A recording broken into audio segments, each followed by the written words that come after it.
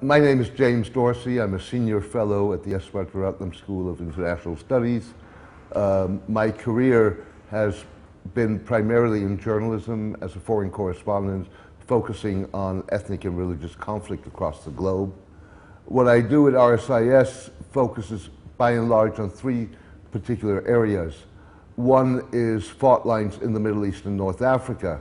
And with fault lines, I'm talking about national, ethnic, religious, social, economic, gender, which essentially led to the popular Arab revolts in 2011 and what we have now in the Middle East, which is a very bloody, very volatile, very ugly process of transition that is going to take at least a decade, if not more.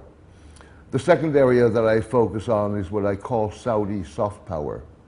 More popularly, most people associate that with funding of an ultra-conservative religious view, and that is what it is in many ways, but Saudi soft power goes far beyond that, and it impacts in terms of relations with militaries, with intelligence forces, with ministries of education, of interior affairs, of religious affairs across the globe, particularly in Muslim majority countries. And it has an enormous impact on the evolution of societies. In Muslim majority countries, Pakistan, for example, Bangladesh, Indonesia, Malaysia, what you're seeing is that the Saudi influence, in cooperation with various arms of the national state, is producing societies that are becoming more conservative, more intolerant, particularly towards minorities. Culture is changing.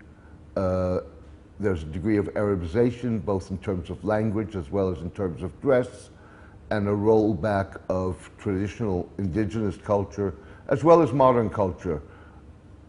And the third area that I look at is the nexus of sports, politics, and society in the Middle East and North Africa, and to some degree also in Asia. In the Middle East, that's particularly important because while politics and football in particular have always had a very close relationship, in most parts of the world, they've only occasionally, in given circumstances, played, or the game has only played a political role. In the Middle East, that's been very different. It's been a role that soccer's played for more than a century, continuously and consistently.